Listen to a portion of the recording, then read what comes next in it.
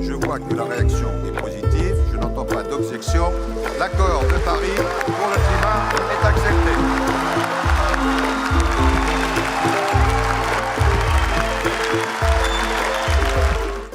El cambio climático es posiblemente el problema más acuciante que tenemos que encarar como humanidad en este momento.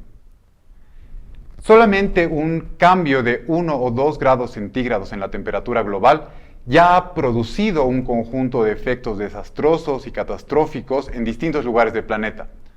Podemos hablar ya de desplazados climáticos, por ejemplo. Sin embargo, el problema no se agota ahí. Hay un conjunto de facetas en el cambio climático que hay que encarar y los países se proponen acciones conjuntas y sin embargo las negocian.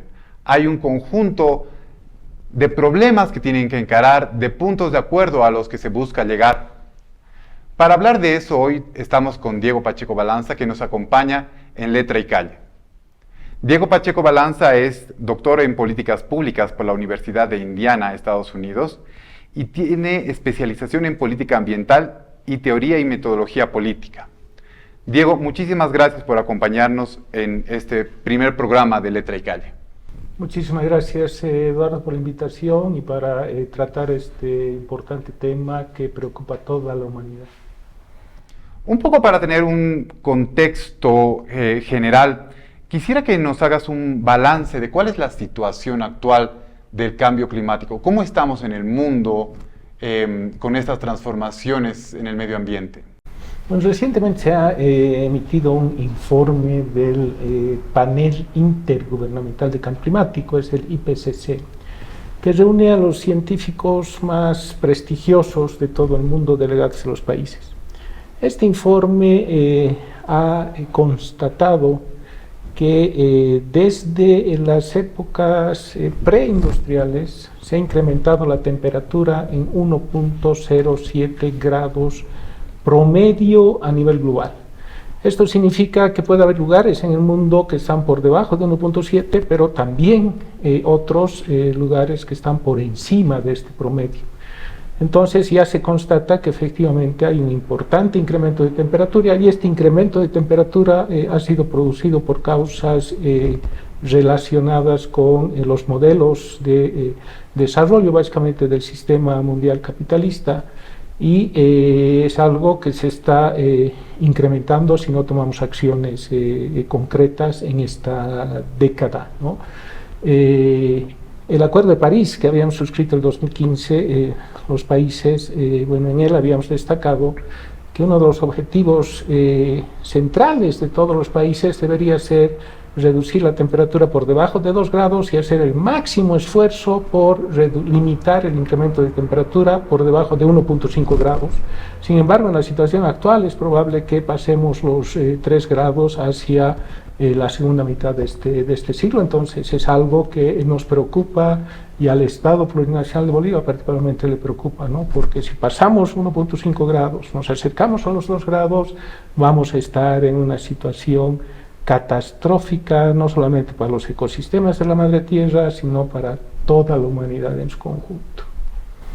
Dentro de todo esto, entiendo, la matriz energética es fundamental para entender cómo se ha producido el cambio climático, pero también las opciones para movernos hacia otro modelo, digamos, de desarrollo, otro modelo de gestión de la economía. En esta cuestión entran el carbón, las energías renovables, por supuesto los hidrocarburos. ¿A qué podríamos apuntar en esto de la matriz energética de cara a mitigar estos efectos del cambio climático? Efectivamente, Eduardo, como tú mencionas, el cambio climático se produce desde el inicio de la revolución industrial, ¿no? Estamos hablando de 1870 hasta ahora. y efectivamente está articulado a un modelo de desarrollo, a un modelo económico. El cambio climático está íntimamente vinculado a los sistemas económicos, y en este caso a un modelo económico, a un sistema mundial capitalista que ha empezado a explotar irracionalmente la naturaleza. El cambio climático está vinculado por lo mismo a la emisión de gases de efecto invernadero y principalmente a la emisión de carbono, que tiene que ver con el desarrollo de la industria, la generación energética basada en el carbón, la generación energética basada en los combustibles fósiles, ¿no? Entonces, a mayor emisiones de gases de efecto invernadero, a mayor emisiones de carbono en la atmósfera, se va a producir un incremento de temperatura. Bueno, estos científicos que mencionaba antes han hecho el cálculo. Hay algo que se llama el presupuesto de carbono. Es la cantidad de carbono que puede soportar el espacio atmosférico para que la temperatura se mantenga en un cierto nivel de forma estable. Entonces se dice que con 300 gigatoneladas adicionales de carbono que se emita a la atmósfera, la temperatura se va a incrementar o va a llegar a 1.5 grados. Pero si pasamos esas 300 gigatoneladas, vamos a llegar más allá de 1.5 grados. Entonces, el esfuerzo que se hace en las negociaciones globales es ver qué acciones pueden tomar los países para reducir las emisiones a la atmósfera, ¿no? En el Acuerdo de París del 2015, que Bolivia también ha suscrito, se llegó a una definición de que tenemos que alcanzar un balance neutral de carbono en la segunda mitad de este siglo. ¿Qué significa eso? En la segunda mitad de este siglo, en conjunto, todos los países deberían tener la capacidad de llegar a un nivel de emisiones cero. Sin embargo, aquí viene la trampa, ¿no?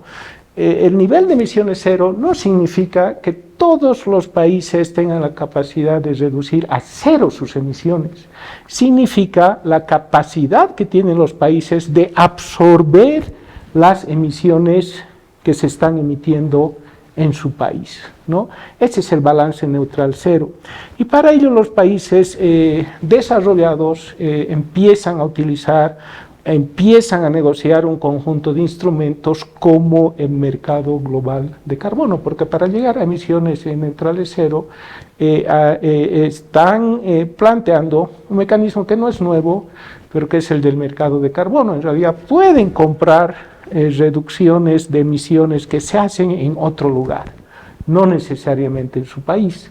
Y además plantean otro tipo de instrumentos para llegar a estas emisiones neutrales cero.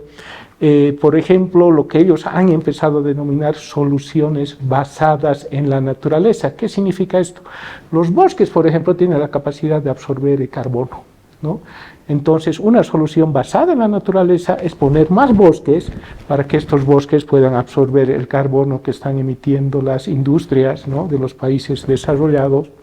Y hay otro tipo de soluciones que llaman las soluciones basadas en la tecnología. Por ejemplo, están desarrollando un conjunto de soluciones tecnológicas para absorber el carbono que están emitiendo algunas industrias. Por ejemplo, son depósitos de carbono, ¿no? Entonces, están tratando de encontrar hacia la segunda mitad de este siglo soluciones tecnológicas adicionales que les permita absorber el carbono que están emitiendo en sus países, ¿no? Lo que Bolivia plantea precisamente es que esas son falsas soluciones a la crisis climática, porque finalmente el carbono se sigue emitiendo, sigue yendo al espacio atmosférico, y mientras más se acumula el carbono en el espacio atmosférico, va a seguir incrementándose la temperatura. Y el tema es que como se están planteando las soluciones hacia la segunda mitad de este siglo, y solamente existe un espacio muy reducido de carbono que puede absorber o puede acumularse en el espacio atmosférico para que no se incremente la temperatura por encima de 1.5 grados, entonces es muy posible que en esta década ya pasemos 1.5 grados y hacia el 2030 peligrosamente sigamos incrementando la temperatura, ¿no? Creo que hay una contextualización más que es posible. Bolivia es parte del conjunto de los países, por supuesto, eso es evidente, pero en el concierto de países no todos emiten gases de la misma manera, habrán los que emiten más y los que emiten menos. Quisiera que nos comentes cuál es el lugar que ocupa Bolivia en este ranking que podríamos decir de países emisores de gases de efecto invernadero. Bolivia emite muy poco, ¿no? Es 0, algo, ¿no? 0,1%, realmente es muy poquito, ¿no? Sin embargo, si hacemos un cálculo de emisiones de carbono per cápita por población, eso sí sube, ¿no?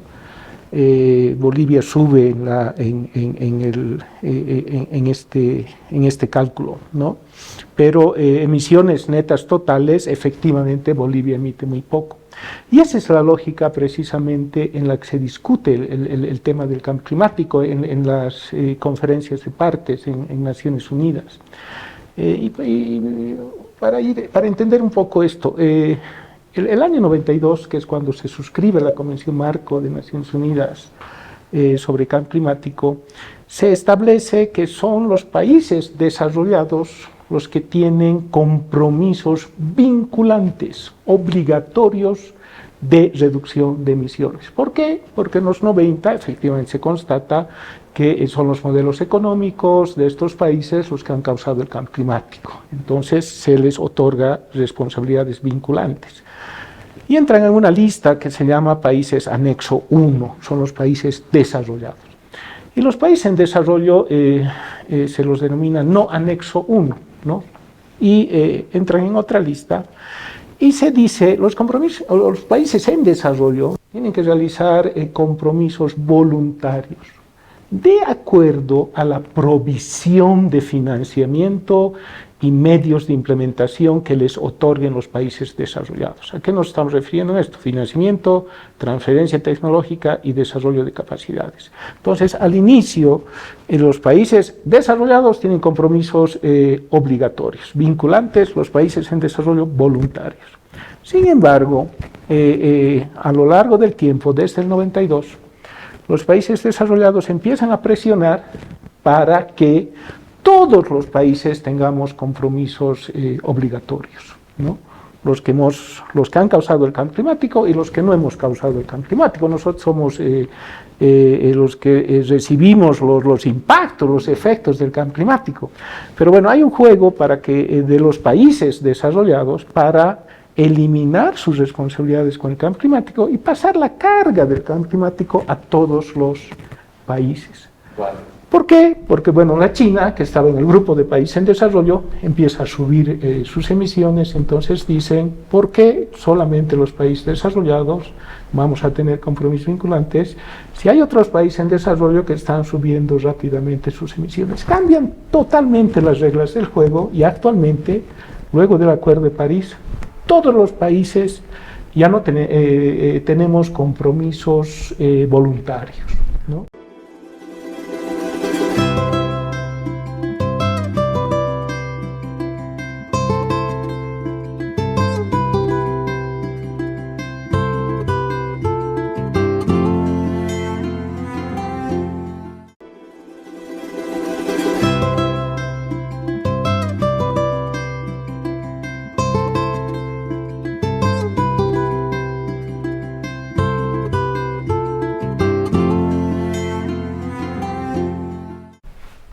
Diego, entonces nos dices, están los países desarrollados que ahora exigen que los países que no están desarrollados cumplan del mismo modo con los acuerdos. Este será uno de los temas seguramente espinosos en esta conferencia de Naciones Unidas sobre el cambio climático. Quisiera que para para información del público que nos sigue en Letra y Calle, nos cuentes un poco el marco general de lo que es esta COP26. Antes de entrar a la COP26, quisiera contarte un poquito cómo Bolivia desarrolla su posición hacia el Acuerdo de París para entender el contexto de la COP26. Claro que sí. Hacia el Acuerdo de París, que es cuando los países desarrollados empiezan a cambiar estas reglas del juego y logran que existan compromisos voluntarios de todos los países. Bolivia va desarrollando un conjunto de elementos claves, ¿no? El primero, si sabemos que la acumulación de gases de efecto invernadero y de carbono produce el incremento de temperatura, entonces Bolivia propone que tenemos que afectar esa causa estructural. Entonces Bolivia propone que este remanente de carbono, para no subir 1.5 grados la temperatura, tiene que ser distribuido entre todos los países. Pero tiene que ser distribuido en el marco de lo que llamamos la equidad y responsabilidades comunes pero diferenciadas. Y en ese contexto Bolivia enfatiza también que tiene que haber un proceso de distribución basado en la justicia climática. ¿Qué quiere decir eso? Los países desarrollados que han causado el cambio climático tienen que asumir sus responsabilidades históricas y no pueden cargar el peso del cambio climático a los países en desarrollo. Además, los países desarrollados tienen que pagar su deuda climática a los países que estamos sufriendo los impactos del cambio climático.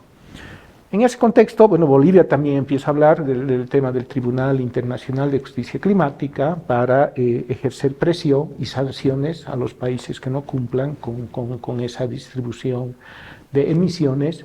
Y además Bolivia critica muy fuertemente el tema de los mercados globales de carbono, ¿no? Bolivia defiende la visión de que tenemos que respetar los derechos de la madre tierra y la no mercantilización de las funciones ambientales. Nos oponemos a los mercados de carbono y empezamos a negociar lo que llamamos en ese contexto enfoques que no están basados en el mercado. ¿Qué se aprueba en París? En París se aprueba de que todos los países tienen que realizar compromisos voluntarios para enfrentar el cambio climático. Bolivia asume también esa responsabilidad. En París se aprueba de que en el marco de los instrumentos de implementación del acuerdo están las transacciones de emisiones, pero también los enfoques que no están basados en el mercado, esfuerzos propios nacionales, reducción reales de emisiones.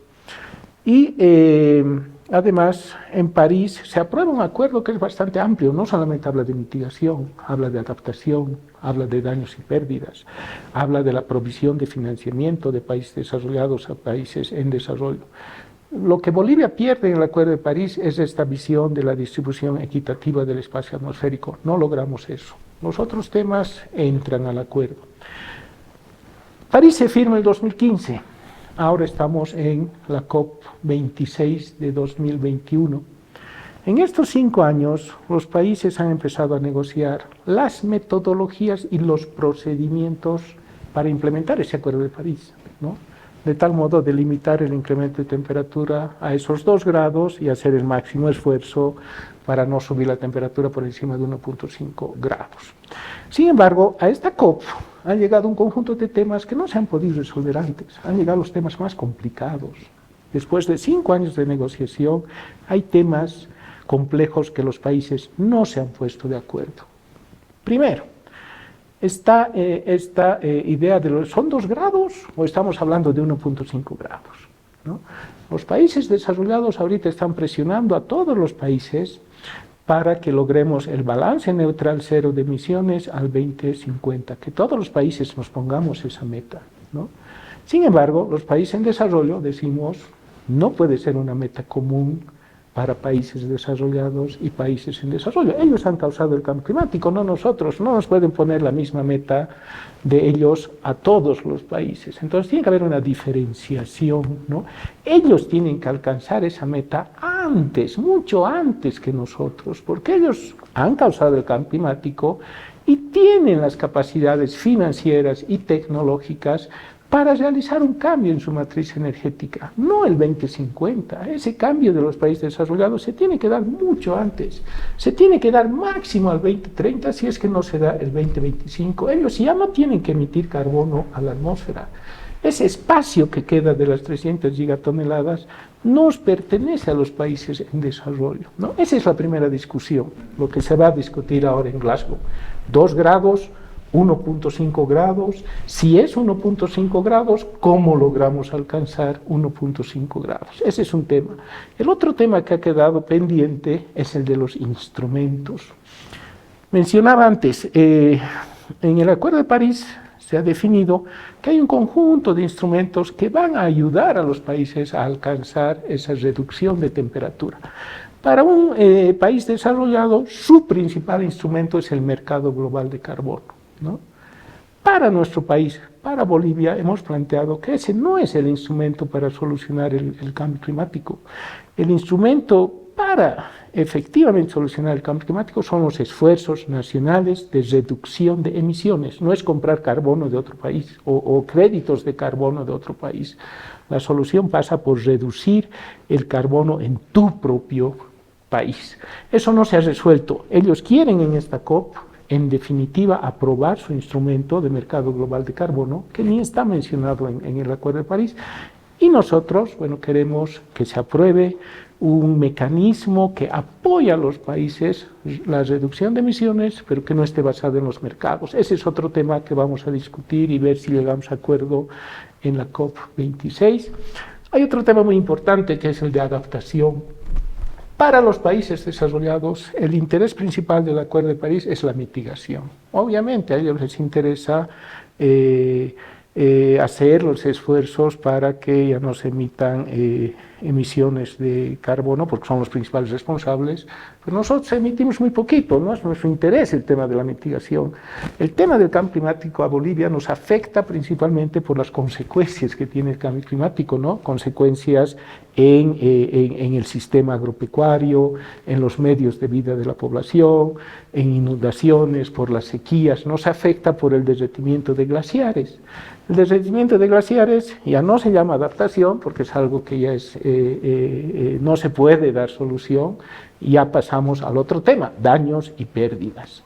Entonces, a un país en desarrollo como Bolivia nos interesa también que el tema de adaptación y el tema de daños y pérdidas sea enfocado y trabajado de una forma muy consistente en la Convención y además con provisión de financiamiento, ¿no? En Bolivia es muy difícil que gastemos solamente recursos públicos o incluso recursos que vienen por préstamos para pagar las consecuencias y mitigar las consecuencias del cambio climático. Entonces ahí hay un tema también de financiamiento muy importante.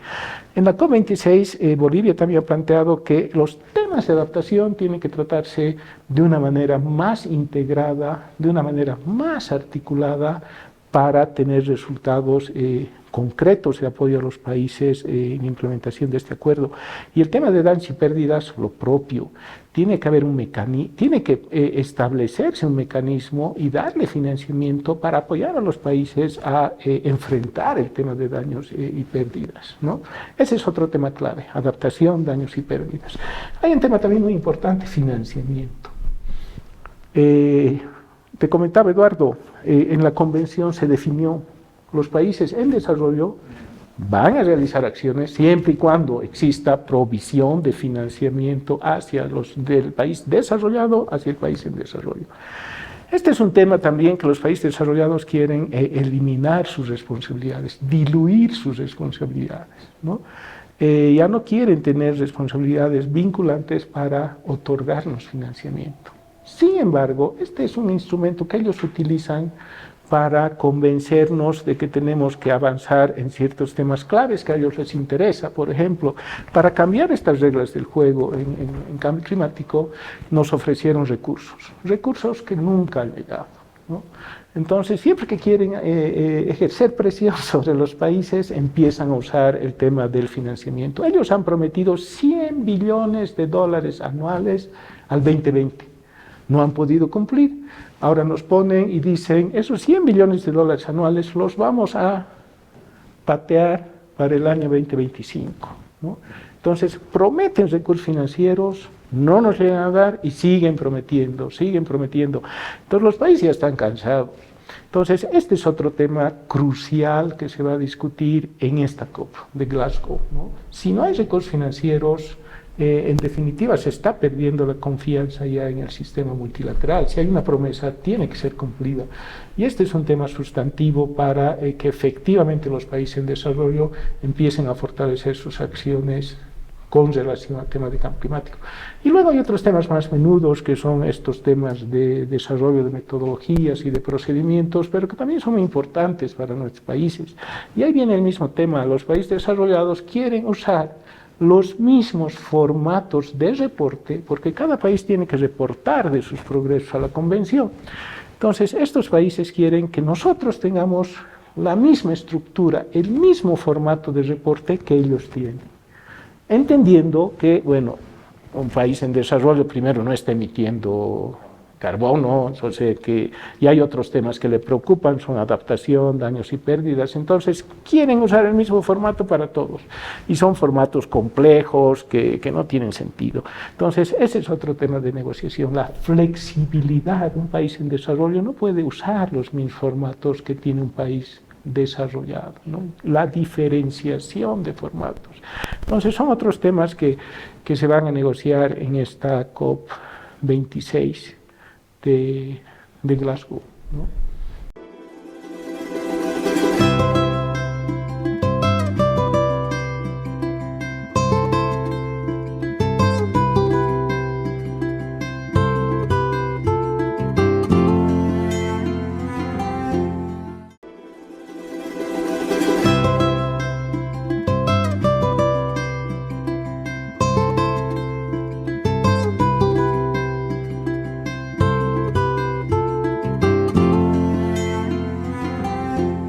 Pero dentro de esto, inclusive, entiendo este mecanismo perverso por el cual los países desarrollados de alguna manera siguen emitiendo todos los gases de efecto invernadero que producían antes, solamente que ahora se descargan o pretenden descargarse en el mercado,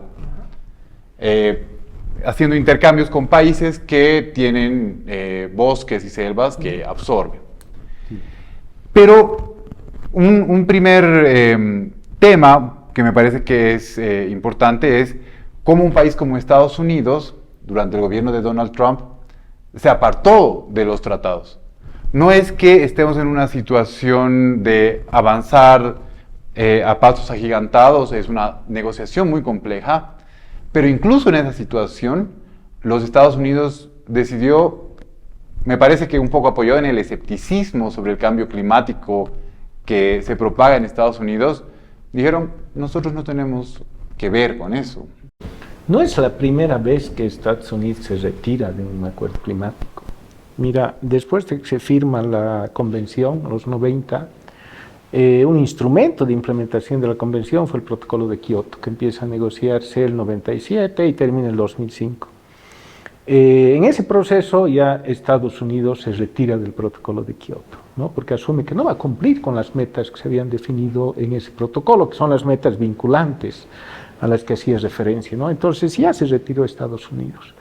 Nuevamente se firma el Acuerdo de París, que esta vez define, no son compromisos vinculantes ni obligatorios, son compromisos voluntarios, pero de igual manera se retira el presidente Trump del Acuerdo de París y genera una desazón y una incertidumbre total en los otros países, ¿no? Tomando en cuenta que Estados Unidos es uno de los principales emisores, ¿no?, históricos y actuales, ¿no?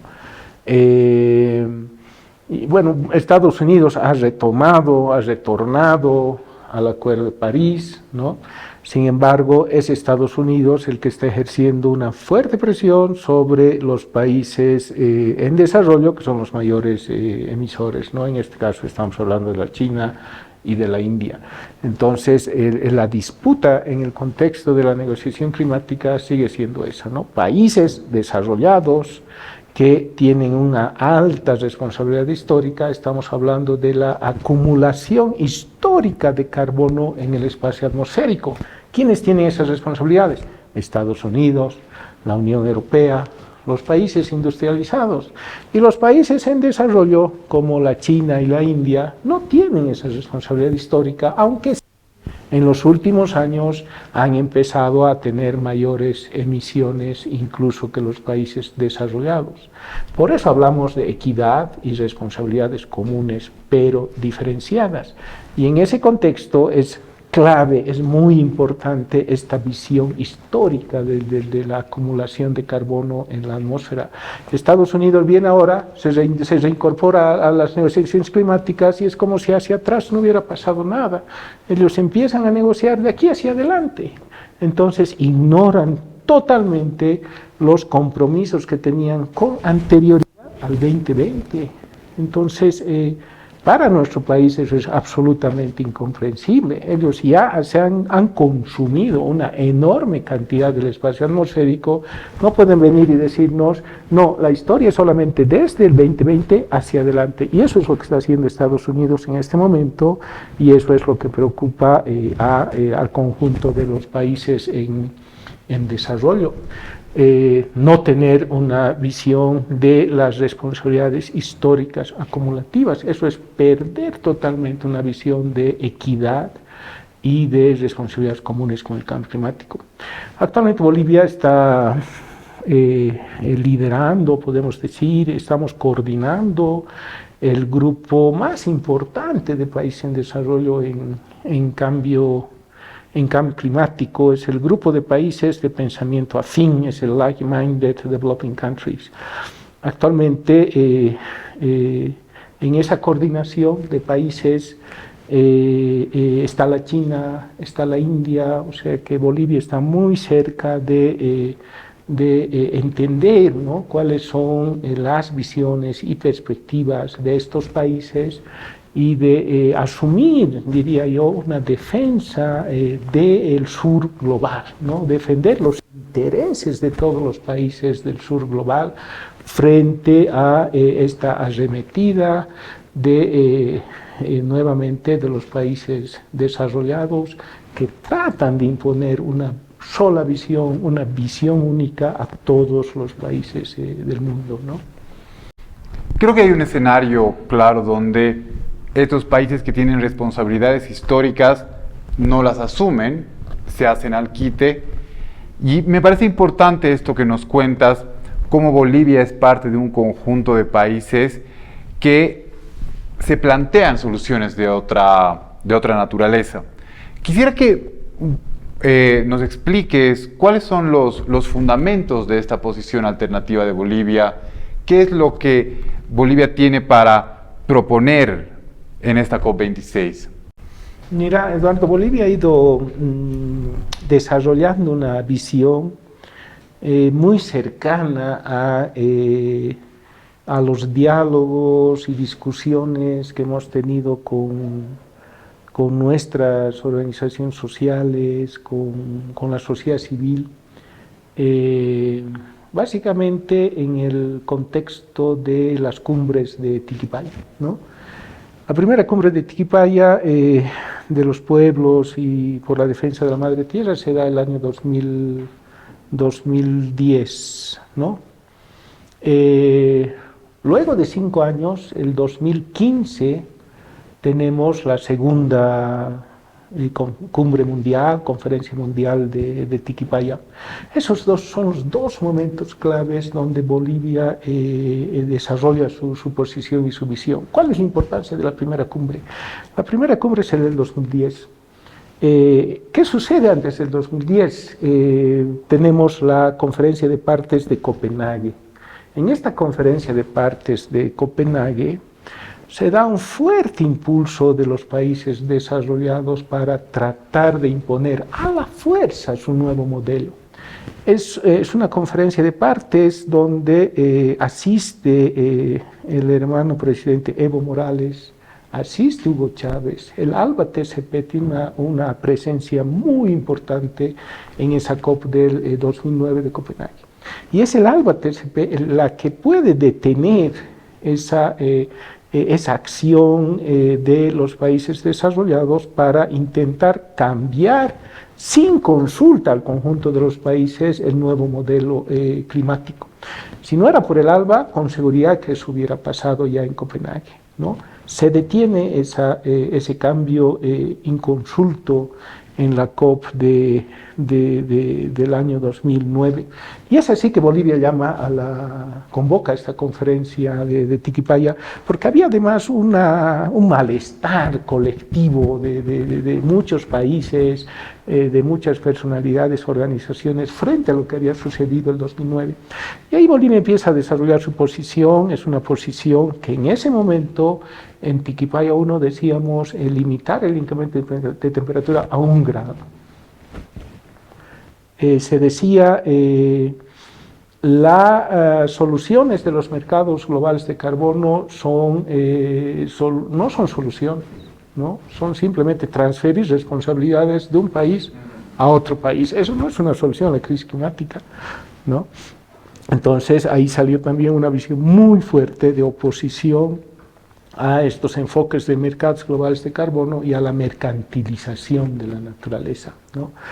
También salió una visión muy fuerte de que las voces de las comunidades, de la sociedad, de las organizaciones tienen que ser escuchadas en la Convención Marco de Cambio Climático. No se puede ignorar la voz de los pueblos, de la sociedad que está sufriendo los impactos del cambio climático. En ese momento, el 2010, también salió de la cumbre de Tiquipaya un mandato expreso a la delegación de Bolivia para que negocie estos instrumentos a los que me referí anteriormente, que no están basados en los mercados. En ese momento se estaba negociando lo que se llama la Red Más, reducción de emisiones de deforestación y degradación. ¿Cuál era la idea? Compensar por créditos de carbono que son absorbidos por los bosques, ¿no? Entonces ahí hubo un rechazo total en Tiquipaya a que los bosques sean un instrumento para remediar los problemas de cambio climático de los países desarrollados. Entonces salió un mandato no a RED, hay que desarrollar otra cosa, alternativa a RED. El tema de justicia climática, muy importante en Tiquipaya 1, el tema de la deuda climática, el Tribunal Internacional de Justicia Climática, son parte de un solo paquete, ¿no? La solución a la crisis climática pasa por la reducción real de emisiones, esfuerzos reales de los países que no estén basados en la mercantilización de la naturaleza y con una participación protagónica de los pueblos.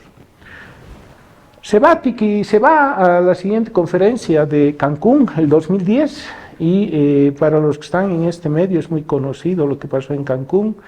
Bolivia se opuso a esta visión de los países desarrollados de cambiar las reglas del juego. Sin embargo, Bolivia fue ignorada y pese a que las decisiones de la Convención Marco sobre Cambio Climático se toman por consenso. Si un país no está de acuerdo, no debería tomarse esa decisión. Sin embargo, en Cancún se rompe la regla del consenso y la mayoría de los países asumen esta visión de cambiar las reglas del juego y nos dejan con nuestra posición de oposición a un lado, ¿no? Nos marginan. Entonces ahí empieza un proceso de definición respecto a qué hace Bolivia, ¿no? Después del 2010. Llevamos la posición de los pueblos y nos pasaron por encima, ¿no? Empieza un proceso reflexivo respecto a hacer alianzas, ¿no? No podemos estar solos en un proceso de negociación climática, podemos tener la razón, pero si no convencemos a los otros, entonces no vamos a lograr nada. Entonces empieza un proceso muy importante de hacer aliados, ¿no? Y eso concluye en que Bolivia es parte de la creación de este grupo, ¿no? De países de pensamiento afín. Entonces es un grupo, te decía, está China, está la India, está Egipto, está Arabia Saudita, varios países, están los países árabes, somos 22 países. Casi la mitad de la población del mundo está en este grupo, ¿no? De like-minded developing countries. Entonces hacemos alianza y nos integramos a este grupo, empezamos a desarrollar posiciones con este grupo.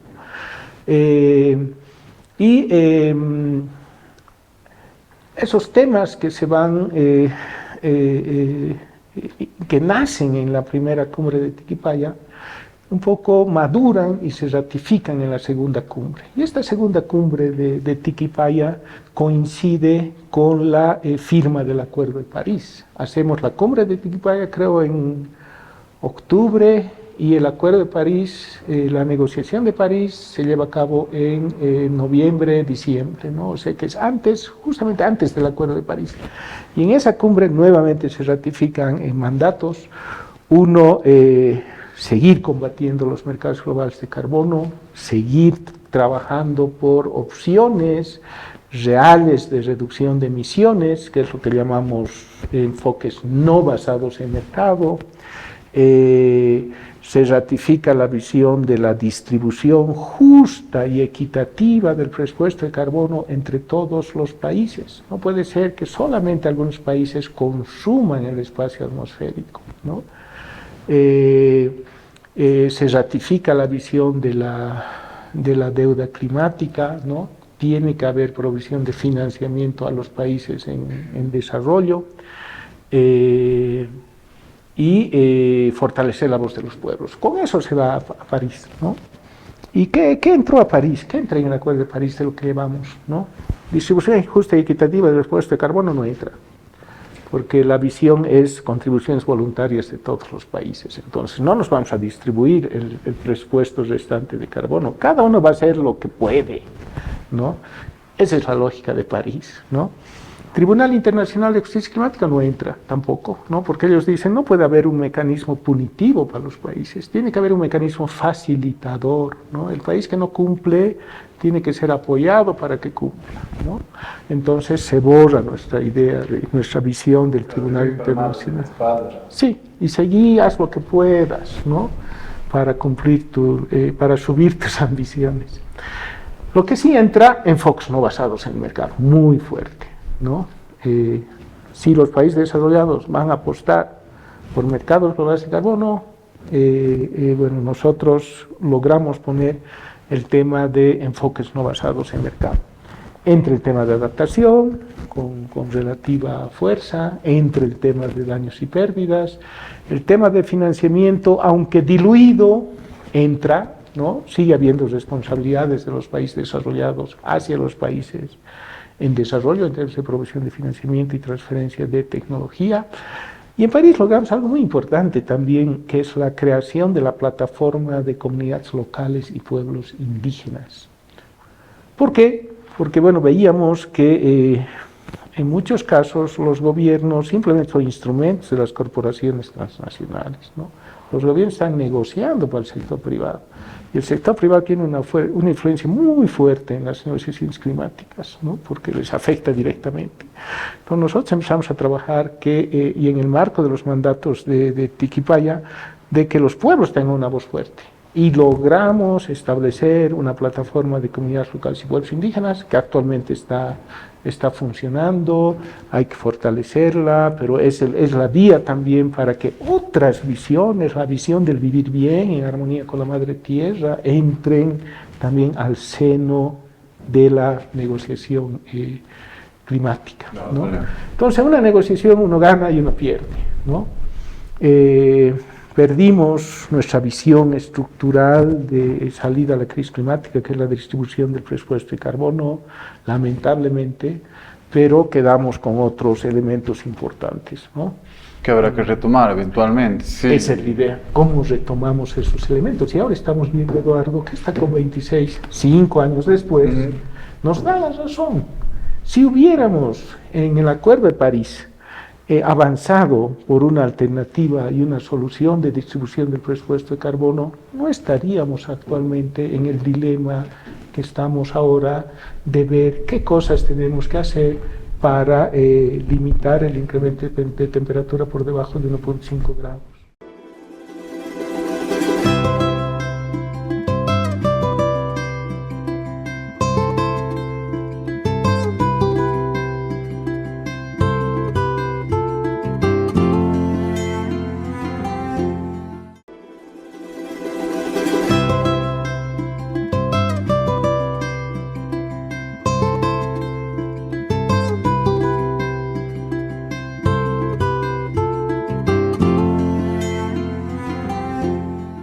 Sobre esto quisiera hacerte una pregunta.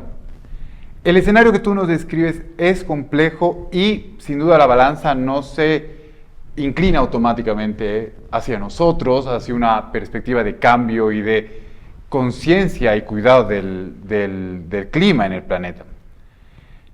Pero si en esta COP26 no se alcanzan acuerdos sustantivos frente a qué escenarios nos vamos a ver en el futuro próximo, creo que es importante abundar en esto porque creo que la gente tiene que conocer que según cómo vaya esta COP, van a haber efectos sobre nuestras vidas diarias.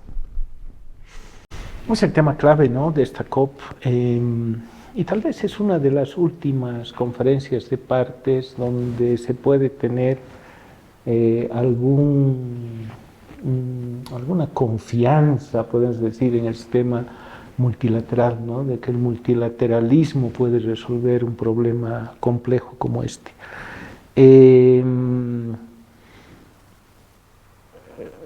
Bolivia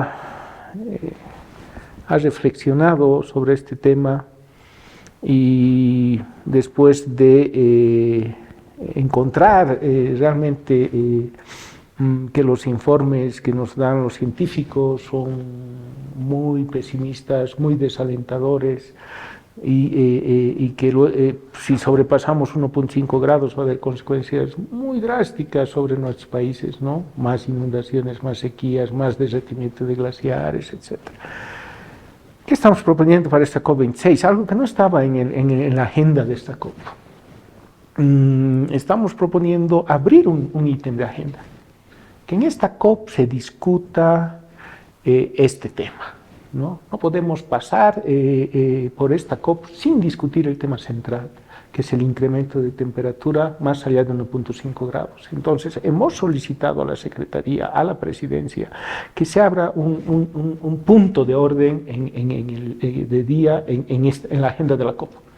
¿Y cuál es? Es un llamado urgente y equitativo para de defensa de la madre tierra para evitar el colapso climático. Eso es lo que llamamos en la solicitud del punto de orden en la agenda de la COP. Hemos mandado una propuesta a la COP que tiene ese mismo nombre, llamado urgente y equitativo para defender a la madre tierra y frenar el colapso climático. ¿Y qué proponemos? Decimos en esa propuesta de que los países desarrollados tienen que asumir el liderazgo de lucha contra el cambio climático, ¿no? Si queremos efectivamente limitar el incremento de temperatura a 1.5 grados, no podemos distribuir la carga entre todos los países. Eso no ha resultado, no resulta. Si sumamos todas las contribuciones que están haciendo los países, estamos deberíamos haber logrado una reducción de emisiones de 45% con relación al año 2010. En vez de reducir 45%, estamos sobre el 16%. O sea que esta distribución voluntaria de esfuerzos no resulta, no es la solución. Por eso estamos pidiendo en esta propuesta de que son los países desarrollados los que tienen que liderar la lucha contra el cambio climático y tienen que multiplicar entre 5 a 10 veces sus actuales esfuerzos de reducción de emisiones. Esa es la única solución duradera y definitiva para enfrentar la crisis climática, no hay otra. Y estamos pidiendo que ese tema se discuta en esta conferencia de partes, ¿no? Veremos qué va a suceder, si efectivamente se va a abrir ese punto de orden del día o no, pero creemos que ese es el tema central de discusión de esta COP26, ¿no? Adicionalmente, están los esfuerzos nacionales que sí tenemos que hacer los países, ¿no? Siempre vamos a luchar para que exista provisión de financiamiento, transferencia de tecnología, porque si el Acuerdo de París nos dice que tenemos que cambiar nuestras matrices energéticas en la segunda mitad de este siglo, vamos a tener que hacer esfuerzos nacionales, estamos conscientes de ello, pero tenemos que hacer con provisión de financiamiento, con transferencia de tecnología, con equidad. Los mayores esfuerzos siempre van a estar en los hombros de los países desarrollados, no en las espaldas de los países en desarrollo. Entonces, si vamos a hacer un cambio en nuestra matriz energética, tiene que ser un cambio gradual, ¿no? Tiene que ser un cambio con financiamiento, tiene que ser un cambio con transferencia de tecnología. Y por eso es que ahora Bolivia también está denunciando lo que llamamos el colonialismo del carbono, ¿no? Porque son los países desarrollados que ahora definen su fórmula, como tienen las capacidades tecnológicas, financieras, etcétera, para hacer el cambio de su matriz energética, hacer el cambio de su parque automotor de combustibles a parque automotor con electricidad. Ellos pueden hacerlo. Entonces ahora quieren imponer que esa fórmula que ellos están aplicando se aplique por igual a todos los países del planeta. Eso no es justo, eso no es equitativo, y por eso llamamos que esa es una fórmula que está imponiendo una nueva recolonización en el mundo, porque en ese marco ellos van a definir cuáles son las nuevas reglas del juego y van a imponer a que todos los países del mundo sigan esas reglas del juego, y el que no pueda lograrlo va a ser sancionado moralmente, financieramente, etcétera, ¿no? Entonces, por eso es clave que bueno, como Bolivia, bueno, sigamos firmes en esta defensa de los intereses de los pueblos del sur, en este momento luchando además contra un nuevo proceso de colonización mundial, global, ¿no? Pero asumiendo también que tenemos que hacer esfuerzos, sin duda, ¿no? Entonces, es un proceso complejo, sin lugar a dudas, ¿no? Vemos que si no hay una reacción de los países desarrollados y siguen con esa tendencia de tratar de distribuir esta carga entre todos, nos va a conducir inevitablemente a una catástrofe planetaria, ¿no? Porque ellos tienen una fe ciega de que en algún momento va a encontrar una solución tecnológica que solucione este problema. Eso no es así, ¿no? No se va a encontrar una tecnología que pueda absorber milagrosamente el carbono de la atmósfera. Eso no va a pasar, ¿no? Entonces, sin duda alguna, si no hay un cambio fuerte en las visiones de los países, que también es poco probable que suceda, porque esto está vinculado mucho a los modelos económicos, cada vez vamos a estar peor y cada vez vamos a sufrir más las consecuencias de la crisis climática, lamentablemente. Una tarea titánica, Diego, que necesita un esfuerzo titánico también. Esperamos que al equipo boliviano le vaya de la mejor manera en esta COP26 y que los resultados sean óptimos para todos. Gracias por acompañarnos, Diego. Muchísimas gracias, Eduardo, y un honor estar en el primer programa de Eléctrica. Hemos visto que los países desarrollados tienen una responsabilidad importante por ser ellos los grandes emisores de gases de efecto invernadero. Bolivia va con una posición clara, integral a la COP26 y esperamos que tengamos los mejores resultados. Muchas gracias por acompañarnos en Letra y Calle.